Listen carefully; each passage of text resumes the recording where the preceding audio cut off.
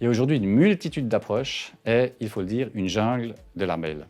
Mais dans le fond, il y a deux grandes familles d'ISR.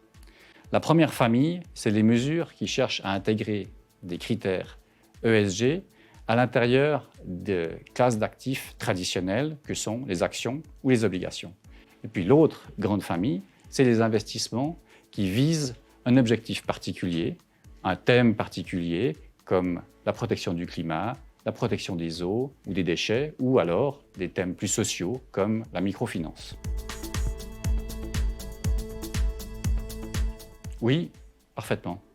Le temps où pratiquer l'investissement socialement responsable signifiait avoir des rendements inférieurs est certainement révolu. C'est difficile de prouver que les sociétés qui ont des bonnes pratiques dans le domaine de la durabilité font des performances meilleures que les autres. Par contre, ce qui est sûr, c'est qu'il est possible de créer des portefeuilles qui sont meilleurs d'un point de vue de l'intégration des critères ESG, mais qui font des performances équivalentes aux portefeuilles traditionnels en termes de performance et de risque.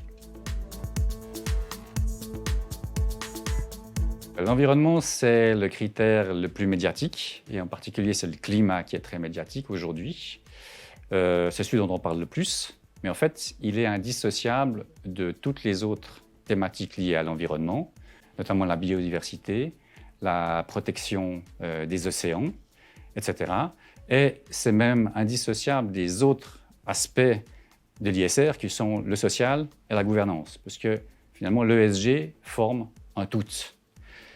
C'est pour ça qu'on se sert aujourd'hui souvent du référentiel des ODD, Objectifs de développement durable de l'ONU, qui permettent de couvrir l'intégralité de tous les aspects de la durabilité, et non seulement un aspect particulier comme le climat, mais qui adressent également des aspects comme l'égalité homme-femme, la fin de la faim dans le monde, ou des aspects liés à la disposition de l'énergie pour tous.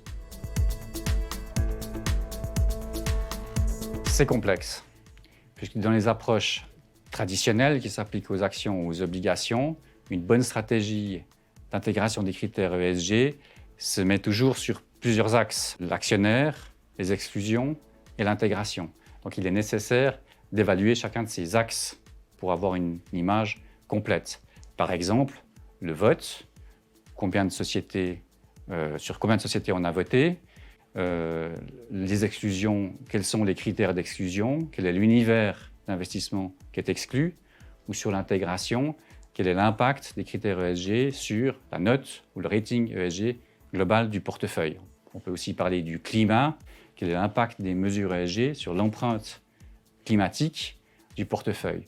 Donc on le voit, il n'y a pas une note simple. Il est nécessaire de comprendre en fait dans quel produit ou de quelle façon l'ESG est intégré dans sa gestion pour avoir une image claire de son impact.